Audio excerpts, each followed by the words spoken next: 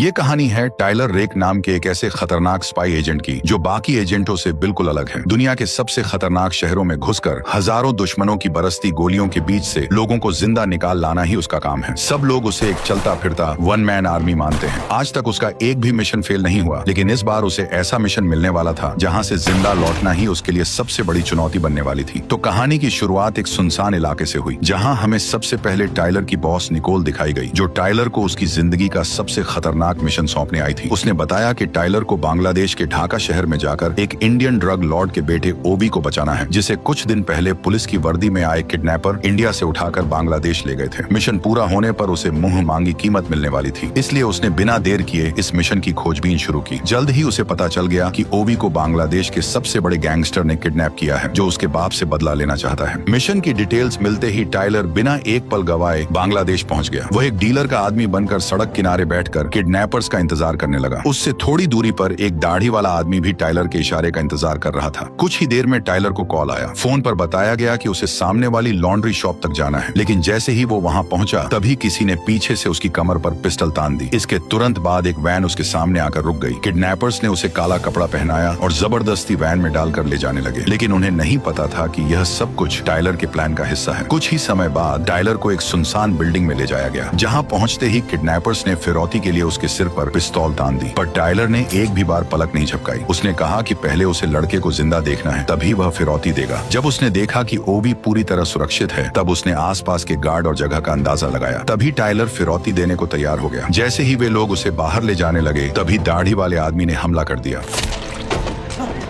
मौका पाते ही टाइलर ने दूसरे किडनैपर को भी मार गिराया। इसके बाद उसने अपने हाथों की रस्सी तोड़ दी। उस समय गार्ड्स को अभी तक एहसास नहीं था कि उनकी मौत का समय आ चुका है। अचानक दरवाजे पर जोरदार दस्तक हुई। जैसे ही किडनैपर दरवाजा खोलने के लिए आगे बढ़ा, तभी टाइलर ने बिना झिझक ट्रिगर दबा दिया।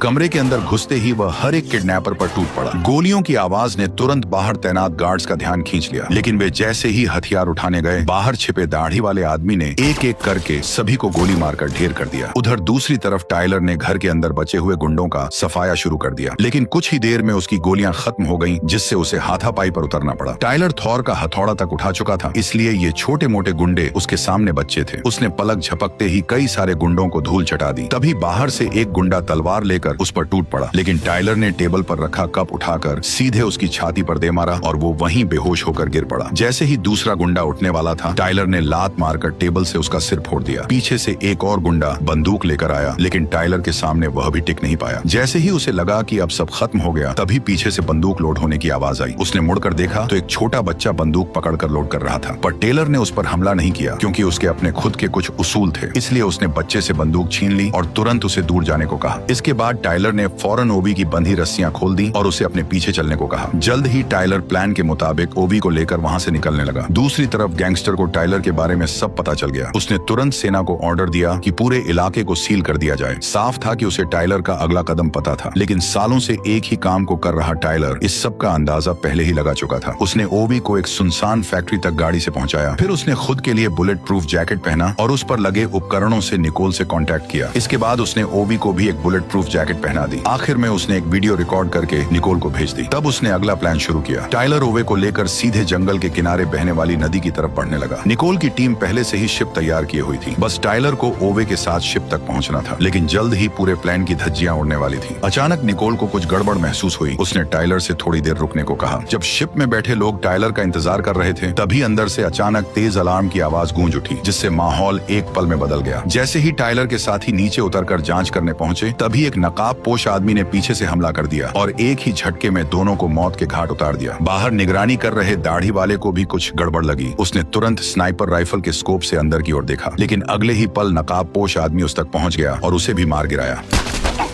अब उसका अगला निशाना टाइलर था। ठीक उसी पल पुलिस ने शिप को ट्रैक कर लिया। निकोल ने तुरंत ये खबर टाइलर तक पहुंचा दी। खबर मिलते ही टाइलर फौरन ओवे को लेकर वहां से भागने लगा। तभी नकाब पोश आदमी की नजर उस पर पड़ गई और उसने बिना देर किए अंधाधुंध गोलियां बरसानी शुरू कर दी। लेकिन जैसे ही टाइलर एक चट्टान के पीछे रुका, तभी नकाब पोश आदमी ने अपना नकाब हटा दिया और सच सामने आया कि नकाब पोश कोई और नहीं बल्कि ओबी के पिता का आदमी सायू था, जो बिना किसी को खबर दिए ओबी को बचाने आया था। सायू जोर से चिल्लाया कि ओबी तुरंत उसके पास आ जाए। आवाज सुनते ही ओबी उसे पहचान गया, लेकिन जैसे ही वह उसकी ओर बढ़ने वाला था, टाइलर ने उसे पकड़कर रोक लिया, क्योंकि इसके पीछे दो वजह थी। पहली ये कि ओबी अब उसके लिए एक कीमती इनाम था, और दूसरी ये कि वह नहीं चाहता था कि जिसे वह मौत के मुंह से निकाल कर लाया था अब फिर से खतरे में पड़े। इसलिए टाइलर ने बिना देर किए एक ग्रेनेड फेंका, जिससे सायु की नजर कुछ पल के लिए धुंधली पड़ गई। इसी मौके का फायदा उठाकर वह ओवे को लेकर भागा और उसी फैक्ट्री के पास पहुंच गया। वहां से उन्होंने तुरंत कार उठाई और बिना देर किए तेज रफ्तार में भागने लगे, लेकिन कुछ ही दूरी पर सामने अचानक दो पुलिस गाड़ियां आकर रास्ता रोककर खड़ी हो गईं। टाइलर ने तुरंत गाड़ी रिवर्स की, तेजी से पीछे हटते हुए उसे घुमाया और दूसरी दिशा में मोड़ दी। इसी दौरान सायु भी उनका पीछा करते हुए वहां पहुंच गया। टाइलर को देखते ही उसने एक पुलिस गाड़ी छीन ली और उनका पीछा शुरू कर दिया। तभी मौका देखकर ओवी कार से उतरकर सायु के पास जाने की कोशिश करने लगा, लेकिन टाइलर ने उसे रोकते हुए बताया कि उसके पिता ने उसे बचाने के लिए पैसे दिए हैं और अब उनके ही आदमी का अचानक सामने आना किसी गड़बड़ की ओर इशारा कर रहा है। उसे शक हुआ कि शायद उसके पिता ने ही उसे धोखा दे दिया है, और यहाँ तक पुलिस भी किडनैपर्स के साथ मिली हुई है। इसलिए टाइलर ने निकोल के बताए रास्ते पर गाड़ी मोड़ दी और वहाँ से निकलने की कोशिश करने लगा, लेकिन पीछा कर रही पुलिस गाड़ियां लगातार बढ़ती जा रही थी और वे बार बार उसकी गाड़ी को टक्कर मार रही थी। इसी बीच सायु ने पुलिस पर ही गोलियां चलानी शुरू कर दी और एक एक करके पीछा कर रही गाड़ियों को रोक दिया। लेकिन टाइलर के लिए हालात और भी खराब हो गए, क्योंकि आगे का रास्ता पहले से ही पुलिस ने ब्लॉक कर रखा था। अब वह चारों तरफ से घिर चुका था। आखिरकार उसने गाड़ी रिवर्स में डाली और पीछे खड़ी सायु की गाड़ी से भड़का दी। अचानक हुई टक्कर से सायु अपना कंट्रोल खो बैठा। दूसरी तरफ वहां पहुंचे बाकी पुलिस वालों ने उसे नजरअंदाज कर दिया और सीधे टाइलर को ढूंढने निकल गए। इस वक्त वे एक छोटे से इलाके में थे, जहाँ चारों तरफ तंग गलियां फैली हुई थी, इसलिए कुछ ही पलों में टाइलर और ओवी नजरों से ओझल हो गए। भागते भागते अचानक टाइलर एक पुलिस वाले के सामने आ गया। पुलिस वाला कुछ समझ पाता उससे पहले ही टाइलर ने उसकी गर्दन पर वार किया और उसे वहीं खत्म कर दिया। इसके बाद उसने ओवे को अपने पीछे कर लिया, लेकिन जैसे ही वे आगे बढ़े तभी अचानक कई पुलिस वाले उसके सामने आ गए, लेकिन वे सभी टाइलर को रोक पाए, इतनी उनमें दम नहीं थी। टाइलर ने एक साथ सभी को ढेर कर दिया, लेकिन एक पुलिस वाला मौका देखकर तुरंत ओवे की तरफ दौड़ पड़ा। ओवे यह देखकर भागने लगा, तभी सामने से एक और पुलिस वाला आ गया। वह तेजी से मुड़कर पास के एक घर में घुस गया और पीछे के दरवाजे से बाहर निकल गया। उसके पीछे पीछे पुलिस वाला भी भागता हुआ बाहर आया, लेकिन बाहर निकलते ही टाइलर ने उसे गोली मारकर खत्म कर दिया। इसके बाद टाइलर ओवे को लेकर वहां से निकलने लगा, लेकिन तभी चार और पुलिस वाले सामने आ गए। टाइलर ने कवर लेते हुए उन सबको भी मार गिराया। तभी उसने नीचे की ओर देखा और उसे समझ आ गया कि पुलिस ने उन्हें चोरों ओर से घेर लिया है। यह देखकर वह तुरंत ओवे को लेकर छत की तरफ भागा, लेकिन ऊपर पहुंचते ही उसने देखा कि आसमान में हेलीकॉप्टर भी नजर रख रहे हैं, इसलिए दोनों तुरंत वापस नीचे उतरने लगे। लेकिन जैसे ही वे दूसरी मंजिल पर पहुंचे तभी वहां अचानक सायु फिर से सामने आ गया, जिससे दोनों के बीच जबरदस्त भिड़ंत हो गई और लड़ते लड़ते दोनों ऊपर से नीचे गिर पड़े। उठते ही दोनों दोबारा एक दूसरे से भिड़ गए। आसपास खड़े लोग इस लड़ाई को ऐसे देख रहे थे जैसे यह उनके लिए कोई नई बात न हो। इसी बीच टाइलर धीरे धीरे सायु पर हावी होने लगा, लेकिन तभी अचानक एक कार आ गई।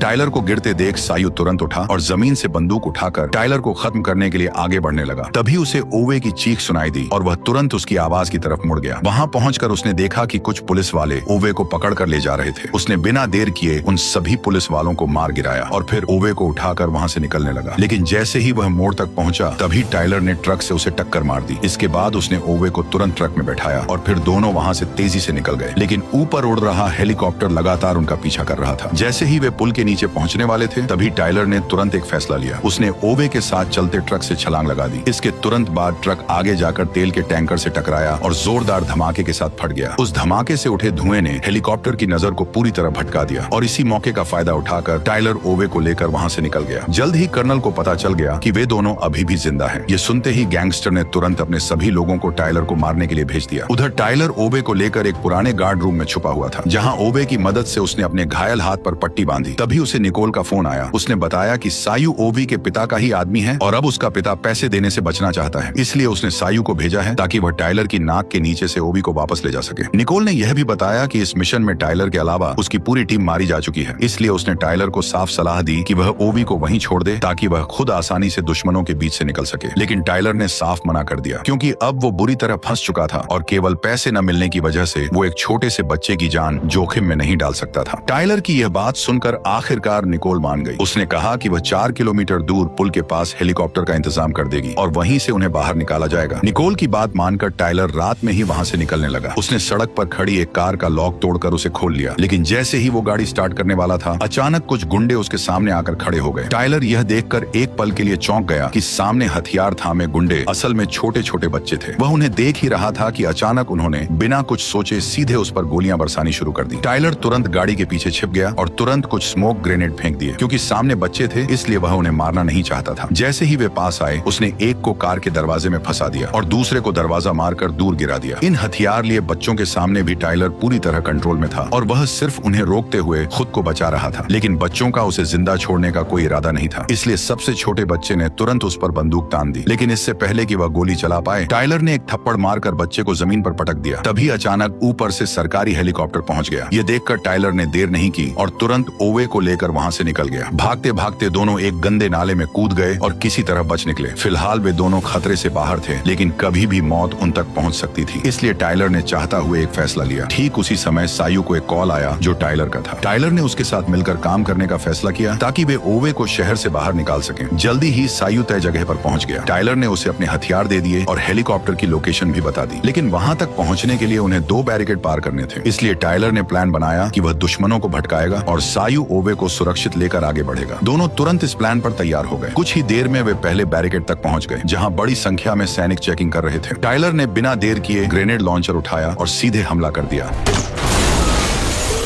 हमले की वजह से सैनिकों का ध्यान टाइलर पर चला गया, जिससे दोनों तरफ से जबरदस्त लड़ाई शुरू हो गई। इसी मौके का फायदा उठाकर सायू गाड़ी लेकर तेज रफ्तार में बैरिकेड पार कर गया। लेकिन टाइलर अभी वहां से निकल भी नहीं पाया था कि तभी नीचे खड़े सैनिकों ने रॉकेट लॉन्चर तैयार कर लिया। दुश्मन तेजी से उसकी तरफ बढ़ रहे थे, लेकिन जो भी सामने आया टाइलर उसे तुरंत खत्म करता चला गया। ऊपर आ रहे सैनिक कुछ ही पल में ढेर होते चले गए। उसी वक्त टाइलर ने सीढ़ियों से सैनिकों की आहट सुनी और तुरंत एक ग्रेनेड निकालकर नीचे फेंक दिया। उधर सायू ओवे को लेकर दूसरे बैरिकेड तक पहुंच चुका था, लेकिन सामने भारी भीड़ और ट्रैफिक देखकर साफ था कि गाड़ी लेकर निकलना नामुमकिन है। इसलिए उसने गाड़ी छोड़कर भीड़ के बीच से निकलने का फैसला किया। वह धीरे धीरे लोगों के बीच चलते हुए आगे बढ़ने लगा, लेकिन बीच रास्ते में एक दाढ़ी वाले सैनिक की नजर उस पर पड़ गई। वह उसे पीछे से आवाज देता रहा, लेकिन सायू ने ऐसे दिखाया जैसे उसने कुछ सुना ही नहीं हो और वह लगातार आगे बढ़ता गया। जैसे ही वो भीड़ वाले इलाके से थोड़ा बाहर निकला तभी उसने पीछे मुड़कर हालात का अंदाजा लिया, क्योंकि अब पकड़े जाने पर भी निकलने का मौका था। उसने तुरंत सैनिकों की पोजीशन पर नजर दौड़ाई और दिमाग में हमला करने का पूरा प्लान बना लिया। जैसे ही ओवी ने अपने सिर से टोपी हटाई तभी अचानक सायू ने बंदूक निकालकर सैनिकों पर हमला बोल दिया। गोलियों की आवाज से चारों तरफ अफरा तफरी मच गई और सायू ओवे के साथ कार के पीछे छुप गया। सैनिक तेजी से दोनों की तरफ बढ़ने लगे। तभी सायू बाहर आया और सैनिकों को आगे बढ़ने से रोकने लगा। उसने एक एक करके कई सारे सैनिकों को मार गिराया। फिर उसने एक ग्रेनेड निकाला और सही मौके देखकर सैनिकों की ओर फेंक दिया। धमाके का फायदा उठाकर वह तेजी से वापस ओवे के पास पहुंच गया। उधर पुल पर हुए धमाके ने तुरंत कर्नल और बाकी अफसरों का ध्यान खींच लिया। उन्होंने बिना देर किए भारी हथियारों से लैस स्पेशल फोर्स को हेलीकॉप्टर से वहां भेज दिया। यह देखकर सायू ने तुरंत ओवे को गाड़ी के अंदर छुपने को कहा और खुद हेलीकॉप्टर पर अंधाधुंध फायरिंग करने लगा। लेकिन सामने से हो रही तेज गोलाबारी के सामने वह ज्यादा देर तक टिक नहीं पाया। वो सिर्फ छिप छिप कर अपनी जान बचाने की कोशिश करता रहा। एक साथ 5 सैनिक 5 बंदूकों के साथ उस पर हमला कर रहे थे, लेकिन जैसे तैसे जान बचाकर सायू एक ट्रक के पीछे छुप गया। कुछ ही देर में हेलीकॉप्टर से स्पेशल फोर्स के जवान सायू के सामने उतर आए और उसे चारों तरफ से घेर लिया। अब हालात यह थे कि सामने स्पेशल फोर्स और पीछे सैनिक थे, जिससे सायू पूरी तरह फंस चुका था। उसने तुरंत टाइलर को मदद के लिए बुलाया, लेकिन टाइलर अभी भी सैनिकों के बीच में फंसा हुआ था। तभी अचानक उसके सामने एक हथियारों से लैस गाड़ी आकर रुक गई। उसमें बैठे सैनिकों ने मशीन गन से टाइलर पर बिना रुके गोलियां चला दी। खुद को बचाने के लिए वह तुरंत पास की सब्जी मंडी में छिप गया। जल्द ही सैनिक गाड़ी से नीचे उतरकर उसे ढूंढने लगे, लेकिन तभी टाइलर ने एक फ्लैश ग्रेनेड फेंक दिया, जिससे कुछ समय के लिए उन्हें दिखना बंद हो गया। इसी मौके का फायदा उठाकर टाइलर ने उन पर हमला कर दिया। बाहर निकलते ही टाइलर ने मशीन गन पकड़े सैनिक को मार गिराया, फिर 2 ग्रेनेड गाड़ी के अंदर डालकर वहां से दूर निकल गया। उधर सायू अब धीरे धीरे हार मानने वाला था, लेकिन तभी अचानक टाइलर की बॉस निकोल वहां आ गई और आते ही उसने गाड़ी में से आरपीजी निकालकर हवा में मंडराते हेलीकॉप्टर पर दाग दी और एक ही झटके में हेलीकॉप्टर जमीन पर धराशायी हो गया। ठीक उसी पल टाइलर दूसरे बैरिकेड तक पहुंच गया, जहां उसने एक एक करके पुल पर खड़े सैनिकों को सटीक निशाने से मार गिराया। जल्द ही टाइलर को ओवे की पोजीशन का पता चल गया, इसलिए वो पुल के किनारे से आगे बढ़ते हुए आसपास बचे हुए सैनिकों को मारने लगा। जबकि सायू पुल के बीच में फंसा हुआ था, उसके पास अब सिर्फ एक पिस्तौल बची थी। फिर भी वह जैसे तैसे कई सारे सैनिकों को ओवे के पास पहुंचने से रोकता रहा, लेकिन अगले ही पल एक स्नाइपर की गोली सीधे उसके सिर में जा लगी।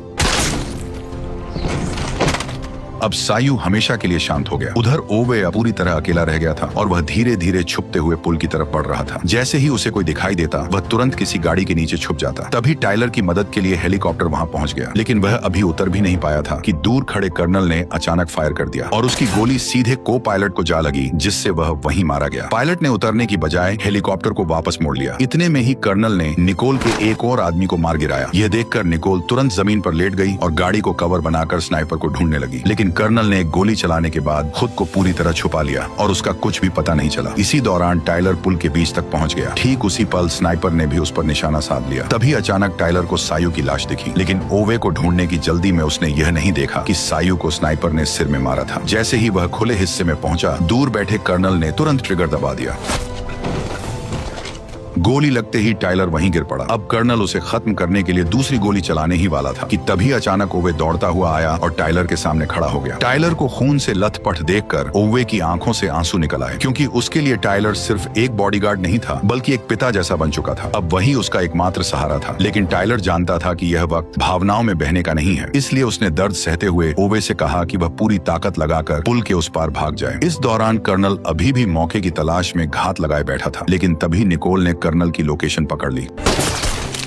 उधर टाइलर ने अपनी बची हुई ताकत जुटाकर तुरंत खड़ा हो गया ताकि ओवे को भागने का मौका मिल सके। वह अपनी जान की बाजी लगाकर पीछे से आते सैनिकों को रोकने लगा। ठीक उसी समय पर ओवे सही सलामत निकोल के पास पहुंच गया। जब ऐसा लगा कि अब सब ठीक हो गया है, तभी उसे फिर से गोली लग गई।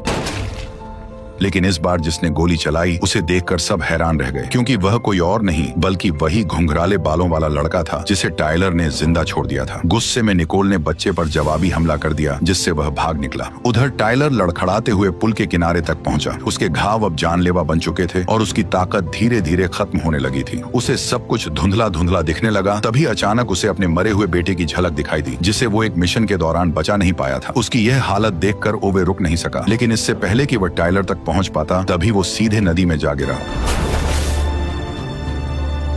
8 महीने बाद टाइलर की बॉस निकोल अकेले ही गैंगस्टर के इलाके में घुस गई और मौका देखकर जैसे ही आसिफ बाथरूम आया, उसने तुरंत उसका गेम बजा दिया।